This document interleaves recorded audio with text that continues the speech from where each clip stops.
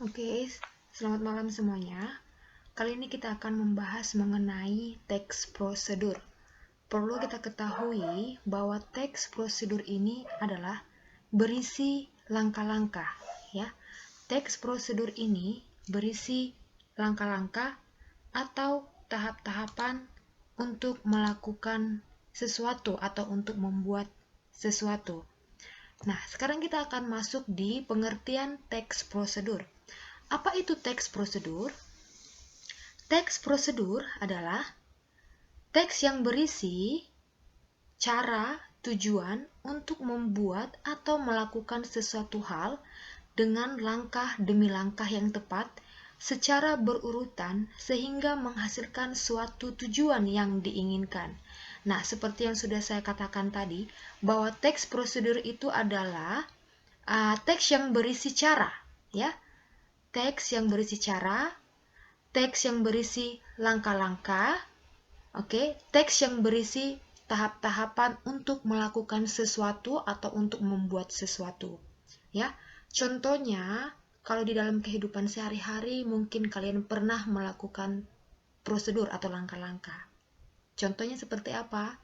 Contohnya cara bermain sepak bola, cara memasak nasi goreng, itu termasuk dari teks prosedur. Kalau misalnya dalam hal memasak, contohnya tadi kalian membuat ataupun memasak nasi goreng. Nah, pertama kalian akan siapkan bahan-bahannya, akan siapkan alat-alatnya juga. Kemudian kalau semuanya sudah lengkap, maka kalian akan memasaknya tahap demi tahap. Nah, sekarang masuk di bagian tujuan teks prosedur. Tujuan teks prosedur. Nah, ini.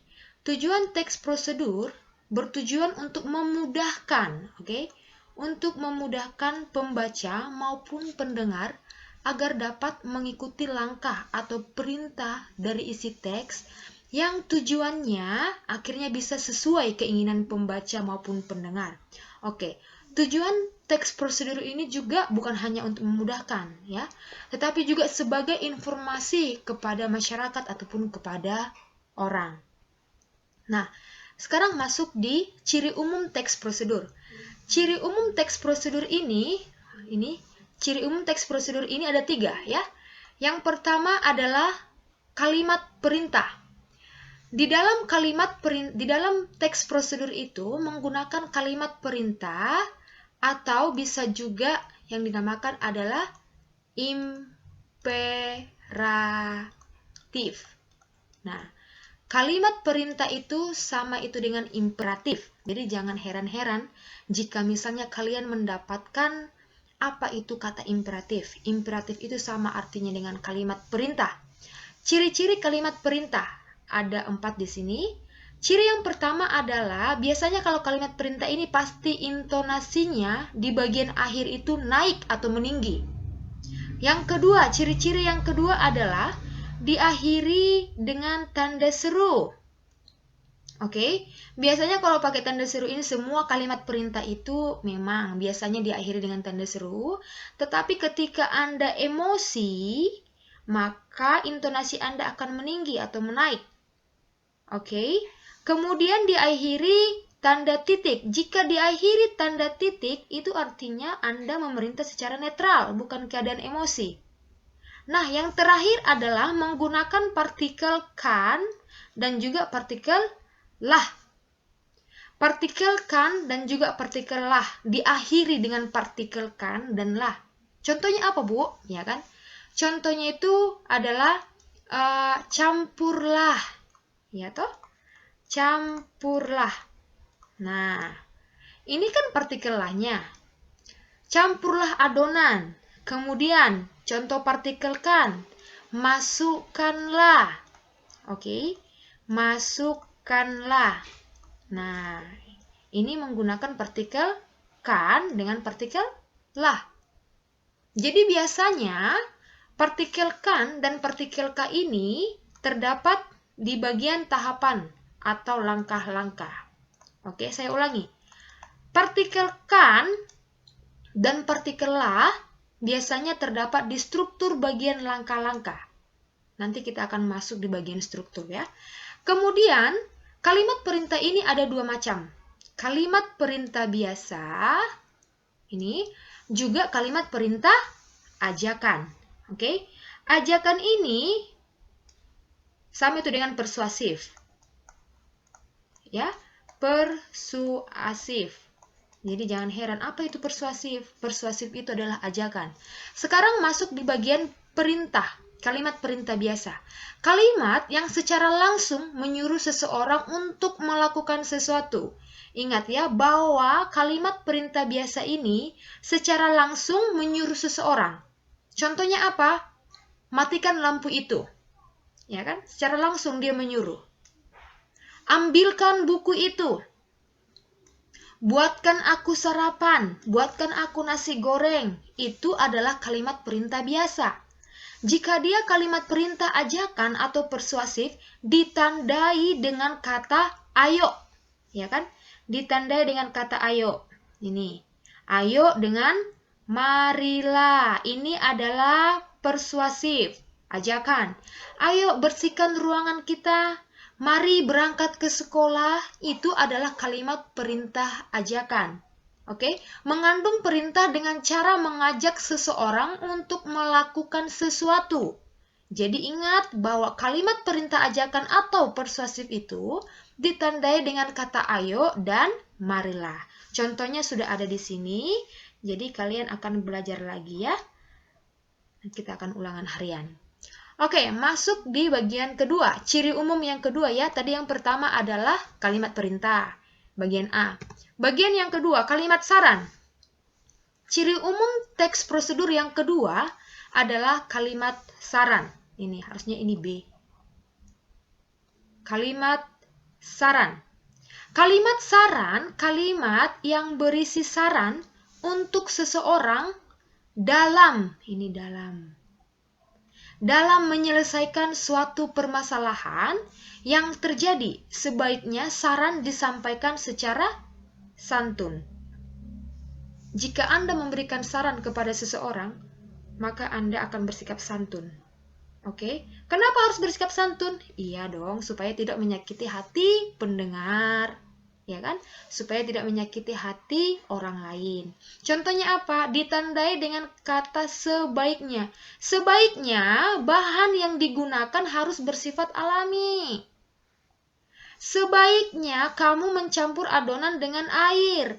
Sebaiknya sebelum mencampur adonan kamu harus cuci tangan dulu. Nah, ya kan? Itu adalah kalimat saran. Ada kata sebaiknya, ditandai dengan kata sebaiknya. Contoh yang kedua ditandai dengan lebih baik. Lebih baik menambahkan, ya. Menambahkan sedikit tepung ke dalam adonan. Ya, lebih baik ini ditandai dengan kata lebih baik ya. Ini frasa lebih baik ini namanya frasa. Oke, lebih baik menambahkan sedikit tepung ke dalam adonan. Jadi ingat bahwa kalimat saran itu ditandai dengan kata sebaiknya dengan kata lebih baik. Oke. Kemudian lanjut ciri umum yang ketiga. Nah, ciri umum yang ketiga itu adalah kalimat larangan. Kalimat larangan ini sama itu dengan perintah larangan. Oke. Kalimat larangan digunakan untuk menyampaikan larangan terhadap sesuatu yang diucapkan atau dilakukan seseorang. Kalimat larangan menggunakan kata-kata negatif atau penolakan. Oke. Kata-kata negatif. Contohnya negatif itu seperti apa ini? Kata jangan, kata tidak boleh, kata dilarang. Yang ketiga ini adalah kata negatif. Contohnya ada di sini. Jangan menambahkan gula lagi. Ya, jangan menambahkan gula lagi. Yang mana di sini yang menandakan bahwa dia adalah kalimat larangan, bahwa di sini kalimat larangan yang bersifat negatif ya, larangan ya. Berarti dengan kata jangan. Contoh yang kedua, tidak boleh. Tidak boleh memakai tangan, harus pisau. Nah, ini tidak boleh. Ini tandai dengan kata tidak boleh ya di dalam kalimat larangan ataupun perintah larangan. Yang ketiga, dilarang. Kata dilarang. Dilarang memakai bahan itu. Oke, ini juga termasuk kalimat larangan atau perintah larangan. Jadi ingat Jo, kalau yang ketiga ini nih, yang tiga ini kamu harus ingat, jangan, tidak boleh, dan dilarang. Berarti ini adalah kalimat larangan. Ditandai dengan kata jangan, tidak boleh, dilarang. Oke, lanjut. Masuk di ciri kebahasaan teks prosedur, ya. Dalam bahasa Indonesia itu banyak teks yang orang mau bahas, ya kan? Banyak teks, ada teks prosedur, teks eksplanasi, teks eksposisi, banyak. Nah, di setiap materi tentang teks, baik itu teks prosedur, persuasif maupun yang lain-lain, pasti ada yang dinamakan dengan ciri-ciri kebahasaan. Ya, ciri-ciri bahasanya itu di dalam itu menggunakan apa-apa aja. Bukan hanya bahasanya, tetapi juga tanda bacanya, kalimatnya apa. Seperti yang sudah saya katakan tadi itu, bahwa di dalam teks prosedur itu menggunakan kalimat perintah. Itu adalah ciri-ciri yang pertama. Yang kedua, menggunakan kalimat saran. Tadi saya sudah jelaskan. Yang ketiga adalah menggunakan kalimat larangan. Nah, yang keempat ada penambahan. Memuat kata benda. Oke, memuat kata benda. Kata benda itu sama itu dengan nomina. Kata benda. Kata benda contohnya apa, Bu? Di dalam teks prosedur itu, contohnya Anda membuat cara memasak nasi goreng. Berarti bendanya apa di sana? Contohnya, kalau kamu ingin menambahkan garam, itu termasuk benda. Oke? Apakah Bu termasuk di sana kuali? Boleh. Pisau? Boleh. Itu adalah, intinya dia bersifat benda. Oke? Ini gampang ini kalau benda. Kemudian memuat kata kerja. Kata kerja. Kalau dikatakan kata kerja, berarti ini melakukan sesuatu. Oke? Melakukan sesuatu. Ada di sana aktivitas. Kata kerja. Contohnya, campurkanlah. Masukkanlah. Ya kan? Aduklah. Ya toh? Aduklah. Inilah contoh kata kerja. Campurlah. Termasuk juga campurkan ya, termasuk kata kerja. Oke? Ini adalah bagian ciri kebahasan yang kelima ya. Yang kelima. Nah, masuk di konjungsi. Konjungsi itu artinya kata penghubung. Oke? Ini bagian yang keenam. Konjungsi itu kata penghubung. Kata penghubung apa ini ya? Biasanya dalam teks prosedur itu, bagian langkah-langkah itu, tahap-tahapan itu, ada kata penghubung kemudian ya. Mungkin di sini nggak kejelasan ya. Kemudian ada kata selanjutnya dan ada kata setelah itu. Setelah itu. Oke? Ini biasanya konjungsi yang digunakan di dalam teks prosedur di bagian tahap-tahapan atau langkah-langkah. Oke? Kemudian masukkan ada adonan. Selanjutnya aduk adonan. Setelah itu tambahkan air. Nah, itu termasuk konjungsi di dalam sebuah teks prosedur. Kalau dikalimatkan seperti itu kira-kira ya. Kemudian yang ketujuh, ciri kebahasaan yang ketujuh adalah kalimat majemuk. Kalimat majemuk ini artinya adalah kalimat yang disusun dari dua atau lebih klausa. Klausa ini adalah kalimat. Berarti katanya ada dua kalimat atau lebih dari dua kalimat. Oke? Yang terhubung dengan kata penghubung atau kata sambung sehingga. Sehingga, dengan, sampai, hingga. Oke? Contohnya adalah panaskan minyak hingga benar-benar panas, kemudian campurkan atau masukkan, boleh ya? Masukkanlah nasi. Ya kan? Berarti itu adalah ada kata hingga sebagai penghubung. Ya, penghubung antar kalimat. Di sana kalimatnya ada 3 kita bikin tadi. Oke. Nah, kata sehingga juga begitu. Kata dengan, kata sampai. Coba kalian perhatikan dalam teks itu pasti ketika kalian menemukan kata sehingga, dengan, sampai, dan hingga, kalimatnya itu lebih dari satu. Itu adalah kalimat majemuk. Ingat, kalimat majemuk itu adalah kalimat yang terdiri dari dua atau lebih dari satu ya, lebih dari dua ya, lebih dari dua juga. Itu namanya ada klausa, ini artinya adalah kalimat. Oke, klausa artinya adalah kalimat. Nah, masuk di menyimpulkan. Ini yang terakhir ya. Menyimpulkan isi teks prosedur. Ini adalah bagian terakhir. Bagian terakhir kayak ini? Ya, bagian terakhir dalam teks prosedur. Teks prosedur sangat gampang sekali ya. Teks prosedur ini sangat gampang sekali. Jadi tidak perlu berbelit-belit dalam menjelaskan ini. Intinya mau dipahami. Kemudian struktur ini. Struktur teks prosedur ini ada 4. Ya. Struktur teks prosedur ini ada 4. Apa itu yang pertama? Struktur yang pertama. Yang pertama adalah judul. Oke. Yang pertama adalah judul. Judulnya, kalau kalian membuat teks prosedur pasti ada judulnya dong. Contohnya cara membuat nasi goreng atau cara memasak nasi goreng, ya kan? Ada judulnya di sana. Ini. Kemudian judulnya, itu judulnya. Kemudian bahan. Ini bahan dengan alat dipisah ya. Bahan dengan alat ini dipisah. Bahan-bahannya apa, alat-alatnya apa, kemudian langkah-langkah di bagian struktur yang keempat. Kalau membuat teks prosedur harus berurutan. Jangan kalian membuat judulnya di bawah, kemudian langkah-langkahnya di atas, berarti itu bukan berurutan. Ya kan? Dimanapun kalau misalnya orang mau membuat sebuah teks maupun teks eksposisi, teks eksplanasi, pasti judulnya berada di atas. Judul ini adalah kepala, ya, kepala kerangka.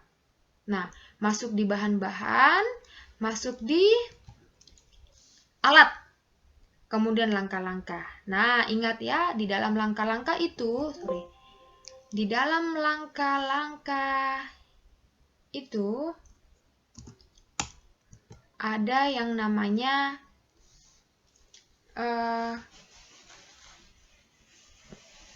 kalimat perintah. Oke? Di dalam langkah-langkah itu ada yang namanya kalimat perintah.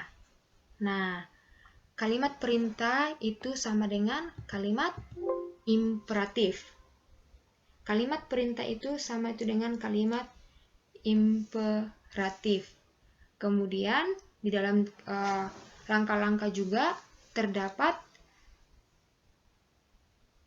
konjungsi kata penghubung. Oke, jadi saya pikir untuk strukturnya ini kalian sudah mengerti ya. Saya pikir sudah mengerti lah, karena ini gampang sekali. Kemudian masuk di aspek kebahasaan, seperti yang sudah saya jelaskan tadi. Beberapa kali kita jelaskan ini toh. Aspek kebahasaan menggunakan kalimat perintah, menggunakan kalimat saran, kalimat larangan. Kalimat bukan kaliat, kalimat larangan. Kemudian yang keempat adalah memuat kata benda, kata kerja, dan konjungsi. Oke? Jadi materinya sampai di sini. Semoga bermanfaat, teman-teman. Semoga bermanfaat. Oke, sampai bertemu lagi. Belajar dengan baik. Kita akan mengadakan ulangan harian. Jadi materinya dari teks prosedur dan juga cerita imajinasi ya. Kalau cerita imajinasi, saya pikir kalian sudah pahami untuk materi kalimat imajinasi.